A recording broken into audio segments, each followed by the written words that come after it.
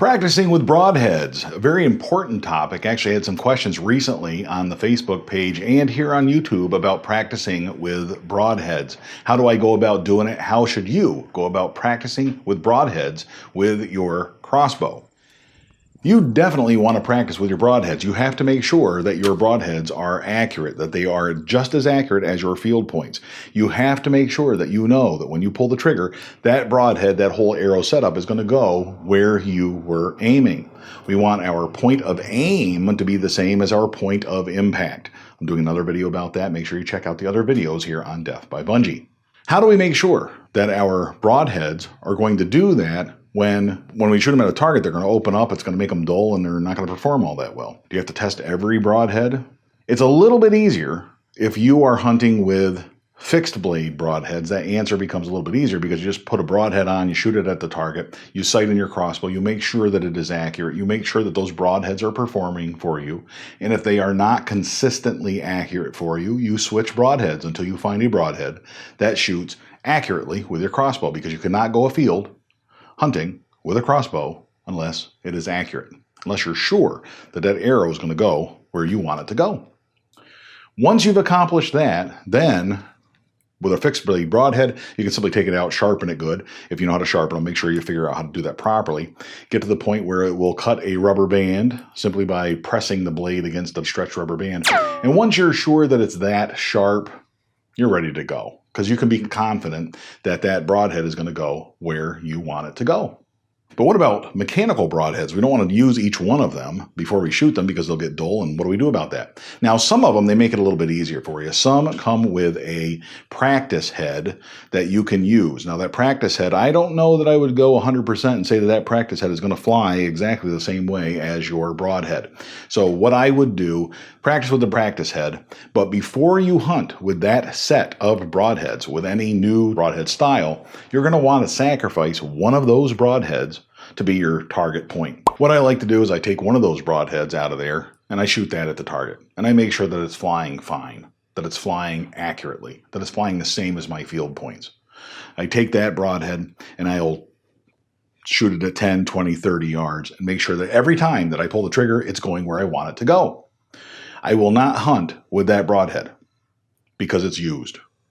You've got to clean it up every time before you close the blades back down, and it is not going to be functional in terms of being a hunting broadhead if it has been shot at a target, because it's going to get dull, it's going to work the hinges a little bit, it's just going to be a problem. And rather than try to fix that broadhead up and get it to perform again, I just take a Sharpie, I draw all over it to make sure that I don't forget that this is in fact my practice broadhead from now on. It's not going to be part of my hunting setup. So you don't get it confused, you don't end up in the field with it.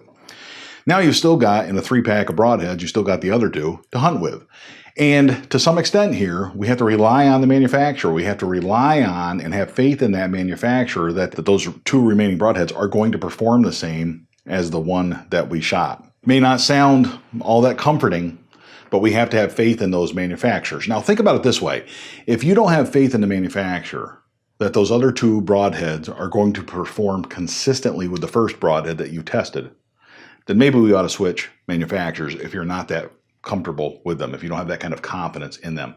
But if the first one performed pretty good for you, a reputable manufacturer, a modern day manufacturer, is going to have quality control to the point where the other 2 are going to perform the same way. They should function all the same way. I've done another video where showing you how I super glue the blades shut so I can use that used broadhead as a target broadhead from now on, so I don't really need to use the practice point at all. The practice point is fine to throw in there and shoot it. That's not a problem. But to me, it just does not substitute for trying one of the actual broadheads to make sure that they're going to perform with your crossbow. So in the end, to summarize this whole thing, I sight in the crossbow with practice points, with field tips. Sight in the crossbow with that. And then every time I think about switching a broadhead to a different manufacturer, different brand, different model, I would, of course, do what I talked about, sacrifice one of those broadheads and make sure it flies accurately. If it doesn't, I move on to a different brand or whatever else. I have for years hunted with the Exact broadhead, which you see here. I'm in the process. A lot of you keep asking about this. I've been in the process of deciding which broadhead I'm going to hunt with in another month or so when I start the early crossbow season in Maryland. So that video is coming your way. Make sure you subscribe to see that so you don't miss it.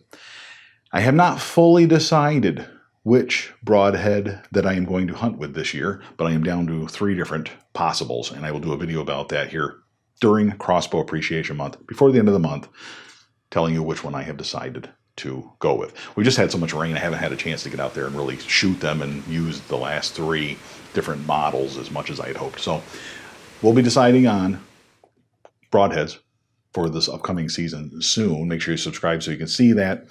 Check out the other videos here during Crossbow Appreciation Month. And until next time, all hail Bungee.